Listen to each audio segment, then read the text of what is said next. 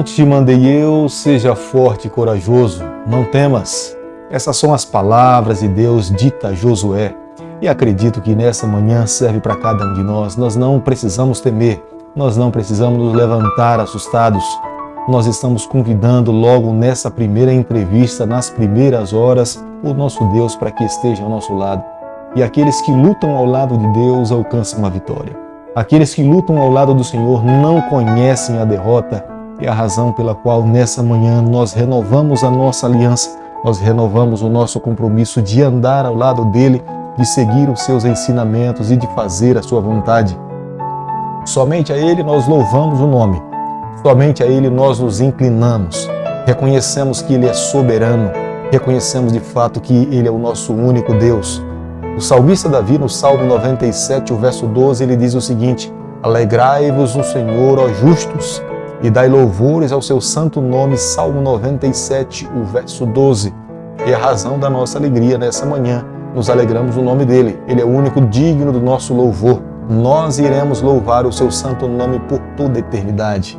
Ele, de fato, veio aqui a essa terra, morreu na cruz do Calvário, nos deu a esperança da salvação e nós o louvaremos, o seu nome santo, por toda a eternidade.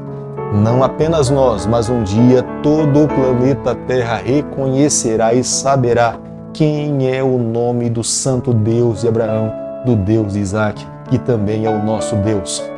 A cada manhã, e aqui fica o meu convite a você, a cada manhã nos levantarmos e logo nas primeiras horas nós dedicarmos as primeiras horas para estudarmos um capítulo da palavra do Senhor.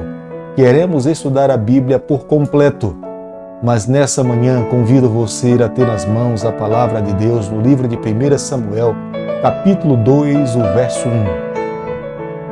Então orou Ana e disse: o meu coração se regozija no Senhor, a minha força está exaltada no Senhor, a minha boca se ri dos meus inimigos, porquanto me alegro na tua salvação. Aqui está a oração de uma serva fiel. Depois daquele momento difícil vivido na vida, de amargura, de dor, de tristeza, ela reconhece que Deus ouviu a sua oração e a bênção está nos seus braços.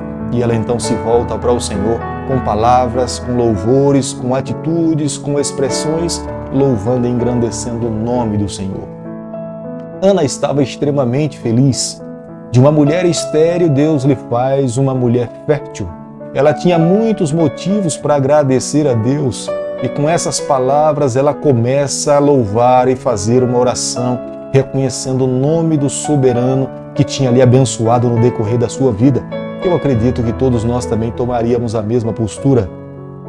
E aquele momento que o nosso coração se volta para Deus, depois de um tempo buscando a Deus, pedindo e clamando para que Ele realize um milagre em nossa vida, Deus então se manifesta, nós não agiríamos de forma diferente. E aqui está a oração de Ana, a expressão da sua gratidão e do reconhecimento que Deus é Deus sobre a sua vida. Quero chamar a sua atenção para um detalhe. Veja que as mulheres na Bíblia, elas não estão esquecidas como muitas pessoas afirmam. Antes do livro de Samuel, nós estudamos o livro de Ruth, uma mulher extremamente abençoada por Deus. Deus lhe agraciou grandemente e logo nas primeiras páginas do livro de 1 Samuel, nós vemos a oração de uma mulher mudar a história de uma nação. Deus, através dela, levantou um profeta chamado Samuel, e Samuel ouvia de Deus as orientações do Senhor e conduziu o povo de Deus como Deus planejava que fosse. Numa época que dentro do templo os sacerdotes estavam completamente corrompidos, não conheciam ao Senhor, estavam desagradando a Deus. E aqui no capítulo 2 nós iremos ver o contraste entre a justiça de um jovem chamado Samuel e a infidelidade de homens que já eram sacerdotes, que não honravam o nome do Senhor. Ana começa agradecendo a Deus, falando que o seu coração se alegrava no Senhor. Ana passou a conhecer pessoalmente o Deus que ela adorava. Deus estava ao seu lado em todo momento. Embora Ele permitisse que ela passasse por momentos difíceis na vida, mas Deus em todo instante estava ao seu lado ouvindo as suas orações. O desejo de Deus era salvar tanto Ana quanto Penina. Deus queria salvar Penina da sua vida mesquinha, Penina queria vencer aquela batalha através do mal, mas Deus queria mostrar para Penina que ela poderia vencer fazendo o bem. Da mesma forma como Ana venceu buscando a Deus, Penina também poderia vencer as agruras da sua vida buscando ao Senhor. A canção de Ana faz referência ao rei Davi no futuro e a Jesus Cristo que viria para ser o resgatador dos seres humanos. Deus aqui nesse capítulo queria mostrar que aqueles que se sentem como Penina, querendo vencer pelo seu próprio poder, irão fracassar. Mas aqueles que se submetem à vontade de Deus, como Ana, diante das suas fraquezas, Deus irá nos reerguer das cinzas para nos conceder a vitória. Deus pode levantar do pó da terra alguém que já tenha perdido a sua vida, como também Deus pode permitir que alguém que esteja vivendo no seu mais alto apogeu da vida perca a sua vida. Da mesma forma como Jesus Cristo um dia deu as mesmas oportunidades para Pedro e Judas, vai depender da escolha que nós fazemos hoje. Pedro escolheu se apegar a Cristo, enquanto Judas escolheu tomar as suas próprias medidas para resolver o seu próprio problema. Nos versos 5 ao verso 7 do capítulo 2 que nós estamos estudando nessa manhã, a Bíblia fala de 7 filhos e a plenitude de bênçãos que uma família, uma mulher pode receber das mãos do Senhor. Quanto mais filhos uma mulher recebia naquela época, mais ela era agraciada pelo céu. Quanto menos filhos ela recebia, esse era o entendimento da época, menos agraciada ela era pelo céu. E quando Ana ora a Deus falando no verso 5 de 7 filhos, ela reconhece que a plenitude da bênção de Deus estava à sua vida. Ela reconhecia que Deus tinha lhe atendido nos momentos mais difíceis da sua história. Deus tinha lhe tirado do estado de humilhação e tinha exaltado o seu nome e a sua trajetória. Como ela mesma fala no verso 7, Deus empobrece e Deus enriquece. Ela sabia que somente das mãos de Deus é que provinha todas as bênçãos. Através do Espírito Santo ela cantava uma canção e fazia uma oração a Deus, já revelando o futuro que de fato se daria com todos aqueles que estariam sobre o mar de vidro, louvando e engrandecendo o nome do Senhor. E eles mesmos teriam uma compreensão que pelo fato de estarem ali sobre o mar de vidros não era uma obra humana, mas era uma obra divina. Era o poder de Deus sobre as suas vidas que os concedeu o privilégio de poder estar ali. Esta também era a compreensão de Ana naquele momento. 1 Samuel, capítulo 2, o verso 25 diz o seguinte: Pecando o homem contra o próximo, Deus lhe será o árbitro. Pecando, porém, contra o Senhor, quem intercederá por ele?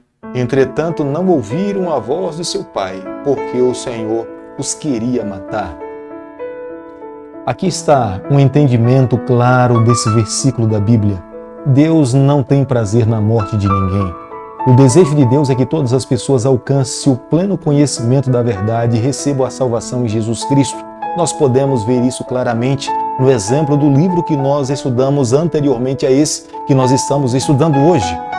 A história de Ruth nos mostra que Deus amou uma moabita e lhe tirou das colheitas do campo e lhe colocou como sendo proprietária de grandes terras. De uma mulher viúva e oprimida, Deus lhe encontra um marido chamado Boaz e lhe forma um casamento e abençoa o seu casamento. É o que Deus quer fazer conosco hoje e é o que Deus queria fazer com a nação de Israel.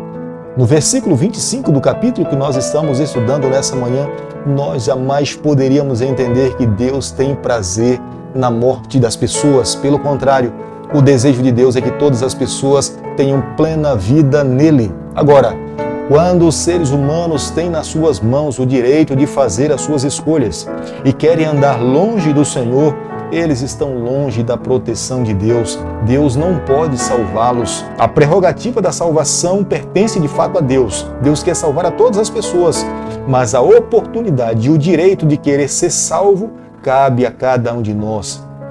Está nas nossas mãos a responsabilidade de fazermos as nossas escolhas, só que somos nós depois que teremos que arcar com as consequências das escolhas que nós fazemos nessa vida. Eli era o sacerdote nesse período.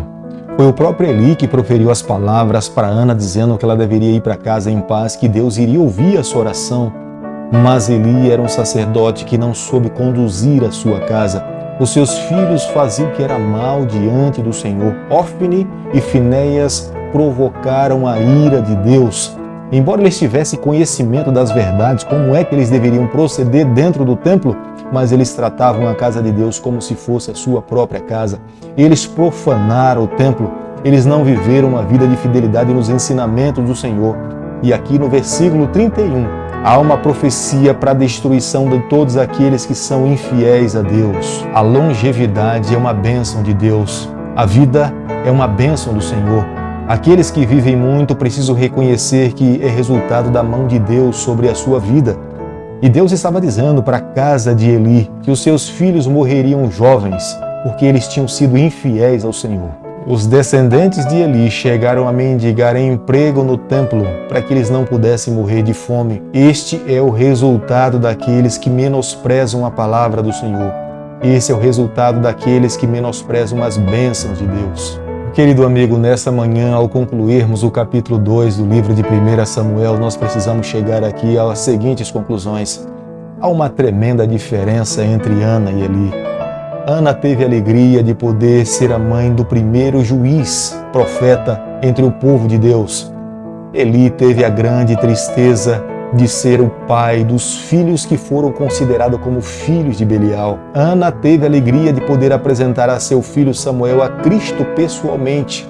Eli, embora fosse o sumo sacerdote, por mais que ele tivesse falado de Cristo, ele não conseguiu impressionar o coração dos seus filhos. Ana teve a alegria de conduzir Samuel a Deus, mas Eli permitiu que os seus filhos caminhassem de uma forma degradante para o pecado. Ana incessantemente honrava cada vez mais a Deus. Eli cada vez mais honrava os erros dos seus filhos. Querido amigo, nessa manhã eu quero pedir a bênção de Deus sobre a minha vida e a tua vida.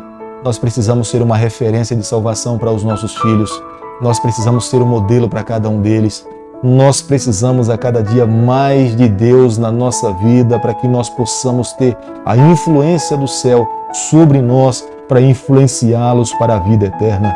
Se nós ganharmos o mundo inteiro, mas perdermos a nossa família, pouca coisa nós fizemos. Nós precisamos pedir a Deus a bênção dele, o poder dele, para que nós possamos ser primeiramente evangelistas dentro do nosso lar, para que depois nós possamos alcançar o mundo que está a perecer no pecado. Querido Pai, nas Tuas mãos nessa manhã nós nos colocamos. Reconhecemos as nossas debilidades. Por favor, Senhor, transforma o nosso coração. Nos dê alegria de podermos nos encontrar com o Senhor e viver eternamente na Tua companhia.